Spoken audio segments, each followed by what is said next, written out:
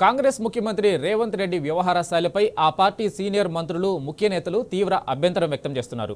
ఒక మంత్రి ఐఏఎస్ అధికారుల మధ్య సంబంధాలపై ఒక టీవీ ఛానల్లో అసభ్య కథనం వేయించడం మొదలుకొని దళిత ఉప ముఖ్యమంత్రిపై మరొక పత్రికలో వరుస కథనాలు రాయించడం దాకా జరుగుతున్న పరిణామాలపై వారు ఆక్రోశం వ్యక్తం చేస్తున్నారు. ముఖ్యంగా సీనియర్ మంత్రి కోమటిరెడ్డి వెంకటరెడ్డితో తనకు విభేదం అగాధం సృష్టించేలా జరిగిన ప్రయత్నాలపై దళిత ఉప ముఖ్యమంత్రి బట్టి విక్రమార్క తీవ్ర మనస్తాపం చెందుతున్నట్లు కాంగ్రెస్లోని విశ్వసనీయ వర్గాలు వెల్లడించాయి.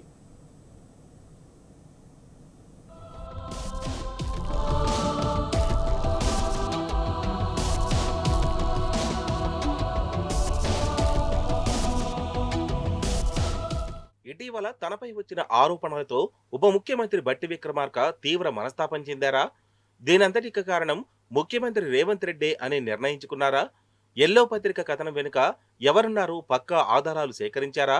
ఇటీవల మేడారం పర్యటన సందర్భంగా బట్టి తన ఆక్రోశాన్ని ఆపుకోలేక నేరుగా రేవంత్ ముఖం మీదే తన ఆవేదనను వెళ్లగక్కారా? ముఖ్యమంత్రిని నిలదీశారా? అసలు కాంగ్రెస్ కు చెందిన సహచార మంత్రులు ఆయనకు మద్దతుగా నిలబడ్డారా? అందుకే మేడారం పర్యటన ఆలస్యమైందా? ప్రస్తుతం ప్రభుత్వ వర్గాల్లో జరుగుతున్న చర్చ ఇదే. అంతేకాదు సీఎం తీరును నిరసిస్తూ మేడారంలో బట్టితో పాటు పలువురు మంత్రులు సుదీర్ఘంగా చర్చించుకున్నారని హైదరాబాద్కు వచ్చాక విశ్వసనీయ వర్గాల సమాచారం. ఎంతవరకైనా పోరాడాల్సిందే అని వారు నిర్ణయించుకున్నట్లు తెలిసిందే.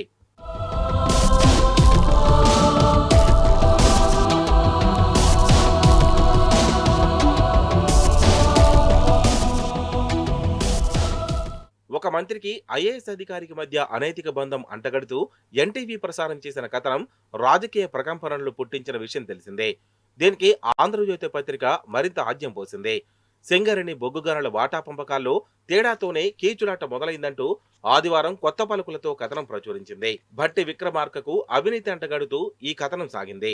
ఎన్టీవీ యజమాని నరేంద్ర చౌదరితో భట్టికి ఉన్న వ్యాపార సన్నిహిత సంబంధాలతోనే కథనం ప్రసారమైనట్లు రాసుకొచ్చారు. తనను ప్రజల్లో పలుచన చేయడంతో పాటు రాజకీయంగా పతనం చేయడానికే సీఎం వర్గం ఈ కథనం రాయించినట్లు ఆయన నిర్ధారించుకున్నారని చెప్పుకుంటున్నారు.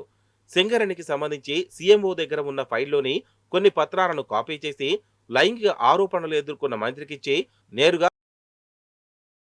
బట్టిని నిర్ధారించుకున్నారని, దీంతో ఆయన తీవ్ర మనస్తాపం చెందారని చెప్తున్నారు.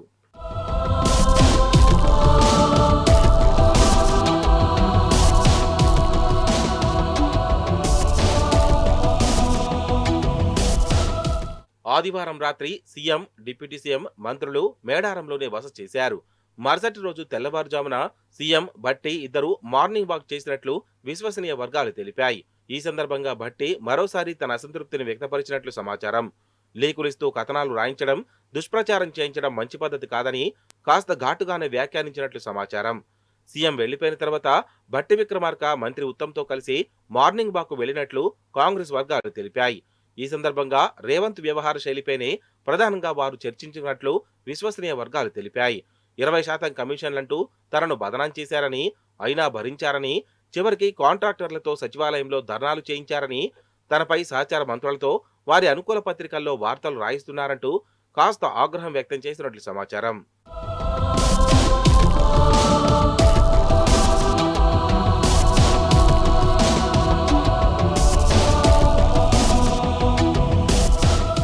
ఖమ్మంలో సీఎం ప్రసంగంపైన మిగతా మంత్రులు అసంతృప్తి వ్యక్తం చేసినట్లు సమాచారం. తెలంగాణలో టీడీపీని ప్రభావంలోకి తీసుకురావాలని సీఎం ఎలా చెప్తారని మండిపడ్డారట. సీఎంగా ఉండి రాహుల్ ఆంక్షలకు వ్యతిరేకంగా ఎన్డీఏ కూటమి పార్టీలతో సన్నిహితంగా మెలగడమేమిటని వారు వ్యాఖ్యానించినట్లు ప్రచారం జరుగుతోంది. సీఎం రేవంత్ అన్ని శాఖల్లో చొరబడుతూ ఆధిపత్యం చెలాయిస్తున్నారని మంత్రులు ఆగ్రహం వ్యక్తం చేసినట్లు ప్రచారం జరుగుతోంది. తమతో సంప్రదించకుండానే తమ శాఖలపై నిర్ణయాలు తీసుకుంటున్నారని, నియామకాలు సైతం సొంతంగా చేసుకుంటున్నారని మండిపడ్డారట. తాము ఇచ్చిన లేఖలకు తాము చేసిన సిఫార్సులను పక్కన పడ్డేస్తున్నారని, ఏపీ నుంచి చెప్పించుకున్న వారికి వెంటనే పనులు అవుతున్నాయని, వెంటనే పోస్టింగ్లు వస్తున్నాయని మంత్రులు గుర్రగా ఉన్నట్లు ప్రచారం జరుగుతోంది.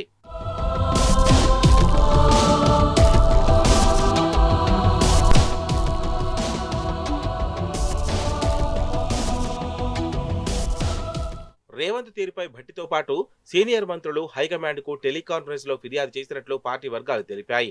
అందరూ కలిసి ఒక లేఖ తయారు చేయించారని, అసలు కాంగ్రెస్ నేతలను దూరం పెడుతున్నారని అందులో పేర్కొన్నారని సమాచారం. అన్నీ గమనిస్తున్నానని, సరైన సమయంలో స్పందిస్తామని అధిష్టానం హామీ ఇచ్చినట్లు కాంగ్రెస్ వర్గాలు తెలిపాయి.